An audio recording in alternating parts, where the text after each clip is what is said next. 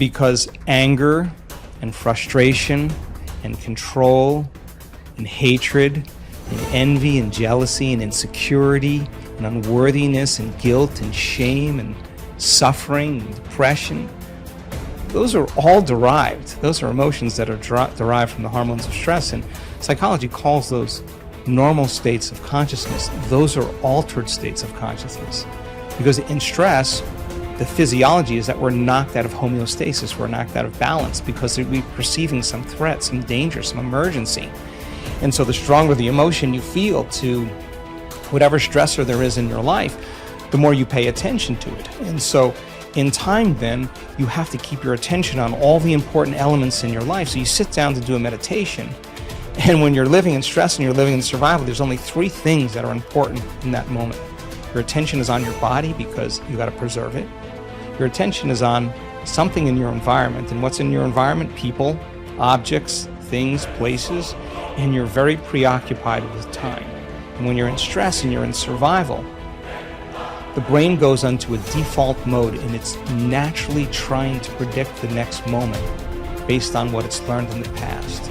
And so as you always try to forecast the future based on your memory of the past, you can't be in the present moment, right? So, and yet our model of change, what we discovered is that the only way a person can change is when they get beyond their body, they get beyond all the elements of their environment, and they get beyond that predictable future and familiar past, and they sink into the present moment, which is the unknown.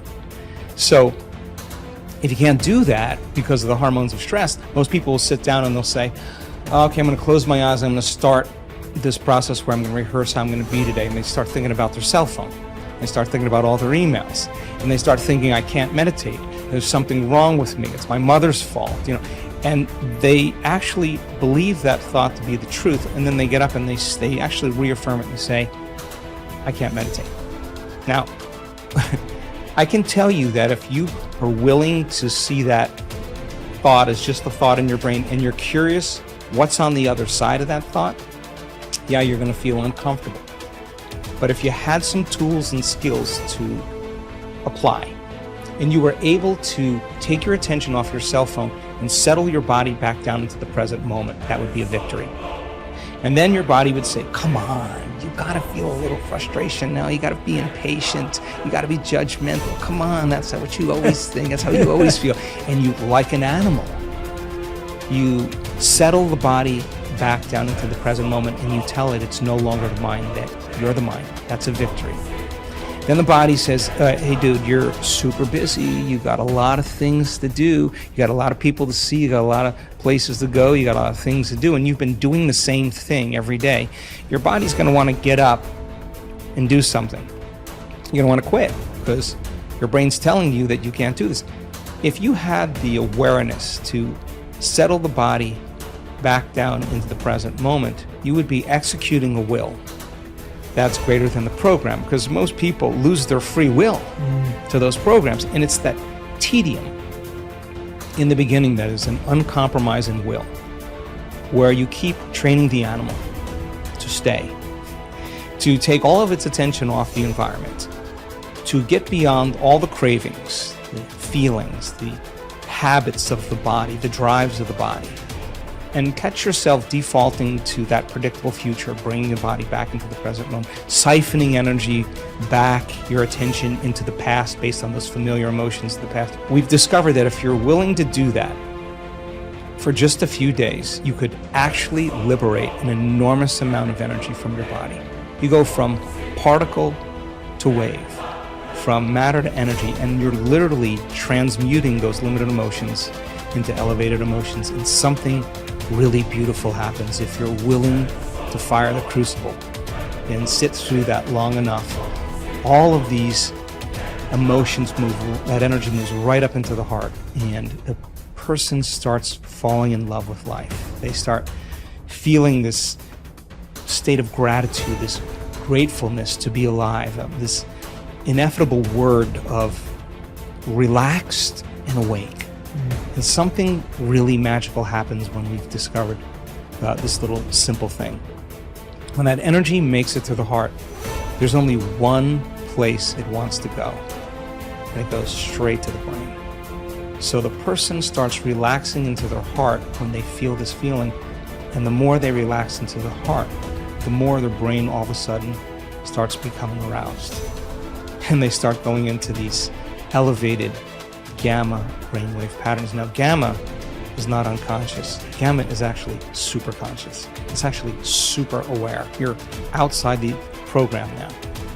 So when that occurs and the brain goes into gamma brainwave patterns, what we discovered is it's not a little gamma. It's not a lot of gamma. It's not a whole lot of gamma. It's a supernatural amount of gamma. And we start seeing these brainwaves where we see theta start carrying alpha, and alpha starts resonating with beta, and beta starts creating high beta, and high beta starts creating gamma. And you see these standing waves of brain coherence happening. And the person feels so amazing that they don't want the moment to end. A day that never came, but has managed to spoil every game.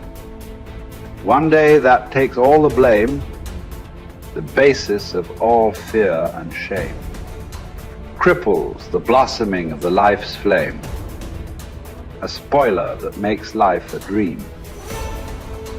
Traps the limitless in a limited scene. One day that takes all the blame, the basis of all fear and shame. Cripples the blossoming of life's flame. A spoiler that makes life a dream. Traps the limitless in a limited scene. A day that never comes but the world it ruled.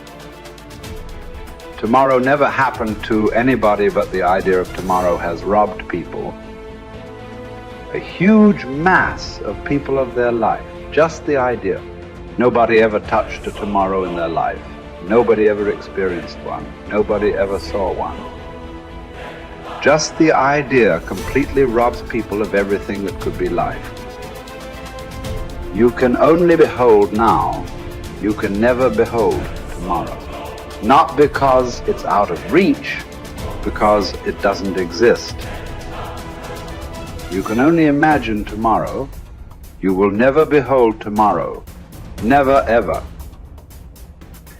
But still, for most human beings, it is this, an idea. An idea whose time will never come. It is that idea which drives most people's lives, unfortunately. Even if you drive your life with an idea, even if you drive your life with an idea, you must drive with an idea whose time may come sometime, but this is an idea whose time will never come. But it still drives people. It still drives most lives on the planet. That is why most lives on this planet are not lives. They're just a bunch of thoughts, emotions, ideas, prejudices. Most lives are not a reality. They're just a psychological. They're just a psychological existence. They're just a dream, because reality happens now. Reality happens here. In your mind, only a dream can happen. And life and death will happen today. Dream is about tomorrow. It's better to dream of something that will come true. Tomorrow is a dream that will never come true. So, what you refer to as spiritual process, it's about knowing life. You can know life only today. You can know life only now. This is the moment. I'm not trying to give you a teaching. When I say this is the moment, oh, he said, this is the moment. It's not about that. This moment is not an idea. It is the only reality. This moment is not a teaching. It is the only living thing. It is the only living thing in the existence is right now, nothing else. So don't try to understand it. Don't try to digest it. You just have to behold it in all its entirety. Start with the rain, good way to begin. See how to address the larger issues of my life. There are no large issues in your life. What is the large issue that you're talking about? It is just about what job to take, which girl to marry, where to go for vacation, whether to get married or not get married, you know. These are the things, isn't it? These are not large issues. These are little things in your life. Yes.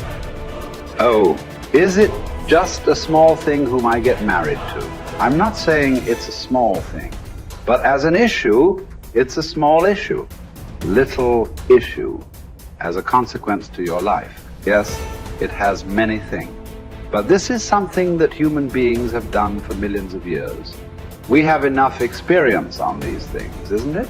We know that whatever job we take, whoever we marry, it is just the way we make out of it. Every experience of life, you can make it an enriching experience. Every experience in your life, you can make a curse out of it. See, there is nothing wrong in your job, whatever job you're doing. There's nothing wrong getting this job.